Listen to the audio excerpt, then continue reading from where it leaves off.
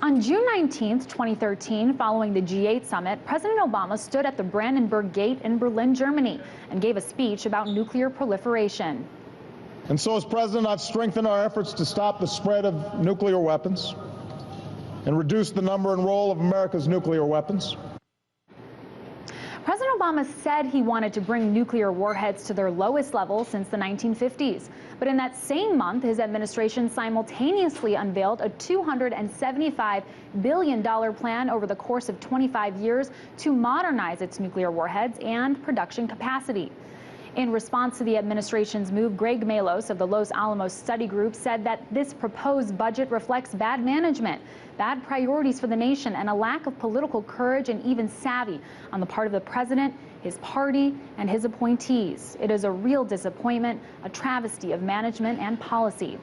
Now, according to a new report by the U.S. Government Accountability Office, the government's gross mismanagement of nuclear weapons also extends to the nuclear infrastructure that's already in place.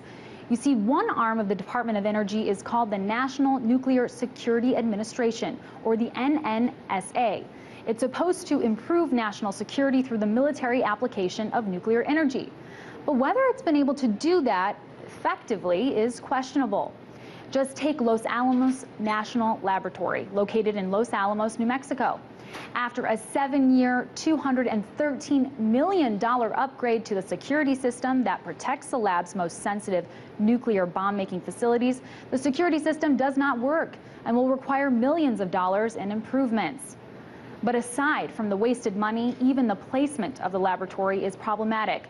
You see, these facilities sit atop a fault line and remain vulnerable to collapse and therefore dangerous radiation releases.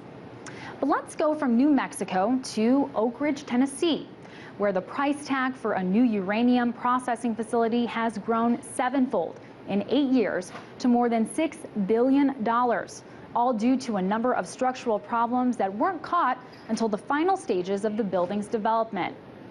Now, those are just two examples, but the reality is that almost all of the major projects under the NNSA are seeing major errors in development. According to the U.S. Government Accountability Office, 10 of the agency's major projects combined are 38 years behind schedule and $16 billion over budget. Now, advocates say that spending is what we need to keep the country safe.